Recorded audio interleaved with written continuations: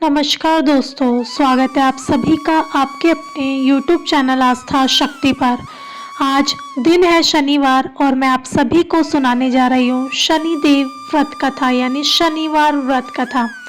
शनिदेव को ग्रहों का राजा भी कहा जाता है। भगवान भोलेनाथ ने इन्हें न्याय के देवता की उपाधि दी है।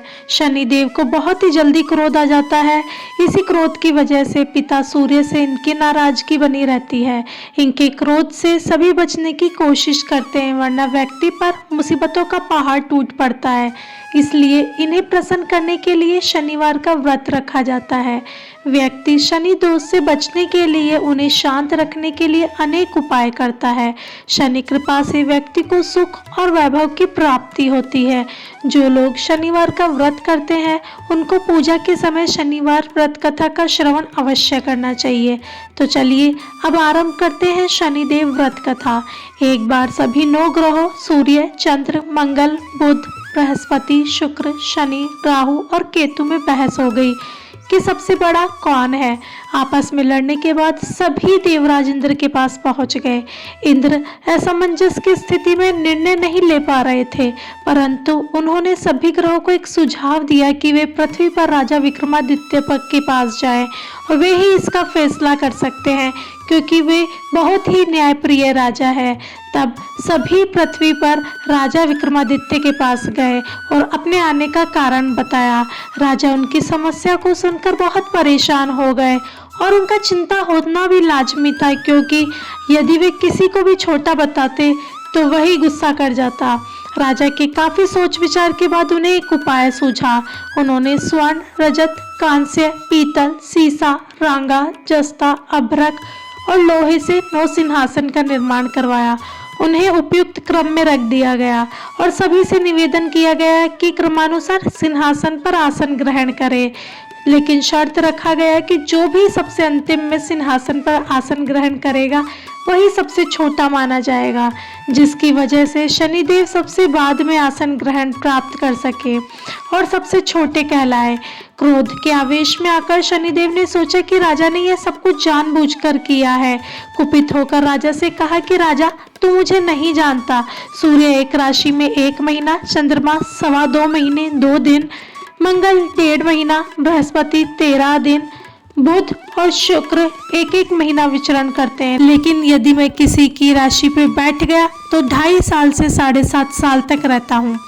मैंने बड़े बड़े का विनाश किया है। श्री राम की 7.5 आने पर उन्हें जंगल जंगल भटकना पड़ा और रावण की आने पर लंका को बंदरों की सेना से परास्त होना पड़ा। क्रोधित शनिदेव ने राजा से कहा कि अब तुम सावधान रहना, तुम्हें सावधान रहने की बहुत ज़रूरत है। इतना कहकर शनिदेव कुपित अवस्था में वहां से चले गए। समय गुजरता गया और कालचक्र का पहिया घूमते ही राजा की 7.5 आ गई। तब शनिदेव घोड़ों का सौदागर बनकर राजा के राज्य में गए।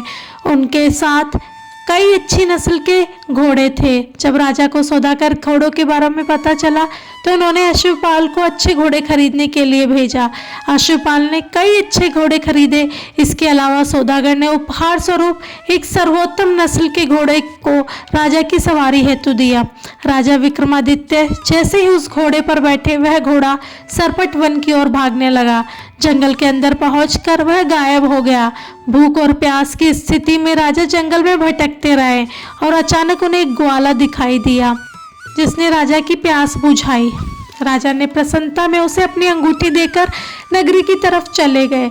वहां एक सेठ की दुकान पर पहुंचकर उन्होंने जल पिया और अपना नाम वीका बताया। भाग्यवश उस दिन सेठ की बहुत आमदनी हुई। सेठ ने खुश होकर उसे अपने साथ घर ले गया। सेठ के घर में एक खूंटी पर हार टंगा था, जिसको खूंटी निगल रही थी। कुछ ही देर में हार पूरी तरह से गायब हो गया। सेठ जब वापस आया तो सोचा कि हार गायब है और उन्हें लगा कि वीका ने ही उसे चुराया है। सेठ ने वीका को कोतवाल से पकड़वा दिया और दंड स्वरूप राजा उसे चोर समझकर हाथ पैर कटवा दिए गए। अपंग अवस्था में उसे नगर के बाहर फेंक दिया गया। तभी वहां से एक तेली निकल रहा था, जिसे वीका पर दया आ गई। उसने वीका को अपनी बैलगाड़ी में बिठा लिया और वीका अपनी जीभ से बैलों को हाँकने लगा। कुछ समय पश्चात राजा की शनि दशा समाप्त हो गई। वर्षा काल आने पर वीका मल्हार गाने लगा। एक नगर की राजकुमारी मन भावनी ने मल्हार सुनकर मन ही मन प्रण लिया कि जो भी इस राग को गा रहा है वह उसी से विवाह करेगी। उन्होंने दासियों को खोजने के लिए भेजा, परंतु वे वापस आकर उन सभी ने बताया कि वह एक अपंग आदमी है। राजकुमारी यह जानकर भी नहीं मानी और उसने अगले ही दिन अनशन पर बैठ गई। जब लाख समझाने पर भी राजकुमारी नहीं मानी, तब राजा ने उस तेली को बुलावा भेजा और वीका से विवाह की तैयारी करने के लिए कहा गया। वीका ने राजकुमारी से विवाह किया। एक दिन वीका के स्वप्न में शनिदेव ने आकर कहा, देखा राजन, तुमने मुझे छोटा बताकर कितना दुख झेला है। राजा ने क्षमा मांगते हुए हाथ जोड़कर कहा कि हे शनिदेव, जैसा दुख आपने मुझे दिया है वैसा किसी और को ना देना। शनिदेव ने इस विनती को स्वीकार की और कहा कि जो भी मेरे व्रत और कथा को सुनेगा उसके सारे कष्ट दूर हो जाएंगे। जो भी नित्य मेरा ध्यान करेगा और आटा चींटियों को डालेगा उसकी सारी मनोकामनाएं पूर्ण हो जाएगी। शनिदेव ने राजा को हाथ पैर भी वापस दे दिए। दूसरे दिन जब सुबह राजकुमारी आँख खुली तो वह आश्चर्यचकित हो गई। वीका ने मनभावनी को बताया कि वह उज्जैन का राजा विक्रमादित्य है। मनभावनी खुशी से फूले नहीं समा रही थी। राजा और नगर निवासी सभी अत्यंत प्रसन्न हुए। सेठ ने जब यह सुना तो वह पैरों पर गिरकर क्षमा मांगने लगा। राजा ने कहा, यह सब शनिदेव के कोप का प्रभाव था, इसमें किसी का कोई दोष नहीं है। सेठ ने निवेदन करते हुए कहा कि फिर भी मुझे शांति तभी मिलेगी जब आप मेरे घर चलकर भोजन करेंगे।